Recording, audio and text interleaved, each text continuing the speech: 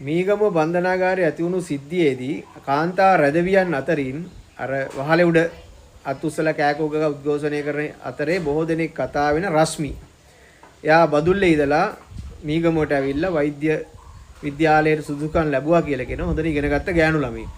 යම් කිසි හේතුවක් මත මෙයා තරුණයෙක් එක්ක හිතවත්කමක් ඇති කරගෙන එයත් එක්ක එහෙම මේ ගමන් ගිහිල්ලා තියෙනවා. පස්සේ මේ තරුණයා විසින් බෝයිෆ්‍රෙන්ඩ් මෙයාට දීලා තියෙන පාර්සලයක් කොහෙට හරි අරයි යන්න කියලා. ඒ පාර්සලේ කුඩු තිබිලා තියෙනවා. ඊට පස්සේ අහුවෙනවා. අහුවෙලා 54 තමයි ගහන්නේ. 54 කියන්නේ මත්ද්‍රව්‍ය ජාවාරම්. අප නැහැ. ඉතින් මම මේකේ කතාවක් කියන්නම්. ජපානයේ මේ අවුරුදු 7කට විතර කලින් ඉරාන ජාතිකයෝ කරන දේවල්.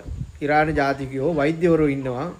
එතකොට ඉංජිනේර්ස්ලා ඉන්නවා. සොෆ්ට්වෙයාර් ඉංජිනේර්ස්ලා ඉන්නවා. මේ මොන තරාතිරමේ උගත් පුද්ගලයෙක් වුණත් මේ පුද්ගලයෝ ගොඩක් ඩ්‍රග්ස් වලට බර වැඩි. ඩ්‍රග්ස් ඩීල් වලට, කුඩු බිස්නස් එකට බර වැඩි. මෙයාලගේ මොලේ පාවිච්චි කරනවා, මෙයාලගේ දැනුම පාවිච්චි කරනවා මේ කුඩු ව්‍යාපාරයට. ඉතින් මේ වගේ මේ ඉංජිනේර් කෙනෙක් මෙයා ඉංජිනේරු මේ ඉරාන ජාතිකයෙක් දැන් අවුරුදු 7කට විතර කලින් මේ කතාව ජපන් ජාතික කාන්තාවක් එක්ක යාළු වෙනවා.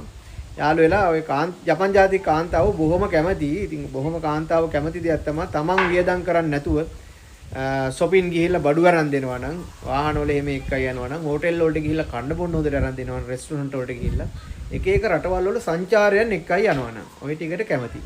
ඉතින් මෙයා ඔය වගේම කරනවා මේ ජපන් ජාතික කාන්තාවට. අවසානයේ කියනවා මම ඔයාලට අපේ රට පෙන්නන්නම්, ලස්සන තැන් තියෙනවා, නොමිලේ ටිකට් එක අරන් දෙන්නම්, මගේ ගෙදර කට්ටිය නෑදෑයෝ හඳුන්වලා දෙන්නම්, අපි දෙන්න හරි සීරියස්, මම ඔයාව මැරි කරනවා කියලා ඔය වගේ කතන්දර ටිකක් කියලා මේ ගර්ල් එක්ක යනවා ඉරානයට. ඉරානයට ගිහිල්ලා දෙමව්පියෝ, එතකොට නෑදෑයෝ ඔය වගේ කොටස් පෙන්නනවා. ඒ හැම ගෙදරකින්ම මෙයාට තෑගි හම්බ වෙනවා. තෑගි අතර හයි හීල්ස්, අර උස අඩි උස සපත්තු, එතකොට ඇඳුම් පැළඳුම් ඔය ඔක්කොම හම්බ වෙනවා. හම්බෙලා සතියක් විතර මෙයාත් එක්ක සතුටින් හොදට සල්ලි වියදම් කරනවා. සතුටින් ඉඳලා මෙයා එනවා එයාපෝට් එකෙන්.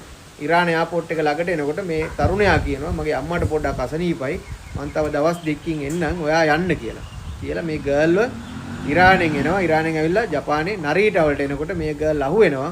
මේ ගර්ල්ගේ සපත්තු ඇතුලේ, ඇඳුම් වල, බෑග් එකේ හැමතැනම කුඩු තිබිලා තියෙන්නේ. ඇතුලේ පැක් කරලා. ඊට පස්සේ මෙයා අහුවෙනවා ජපානයේ ඒ වගේ එයාපෝට් එකේදී අහු වුණාට ඒ වෙලාවෙම ඇරෙස්ට් කරන්නේ නැහැ. දැන් මේ ලංකාවේ කට්ටියටත් හොඳ පාඩමක්. ඔය හාමුදුරු කුස් එක එහෙමත් ඇල්ලුවානේ. ඒවා එළියට යන්න දෙනවා. එළියට ගියපුවාම ඒ එළියට ගිහිලා එයාලා බෙදා හරින්නේ. කාවුද ගන්න, එයාගෙන් කවුද ගන්න, එයාගෙන් කවුද ගන්න. ඔන්න ඔය වගේ net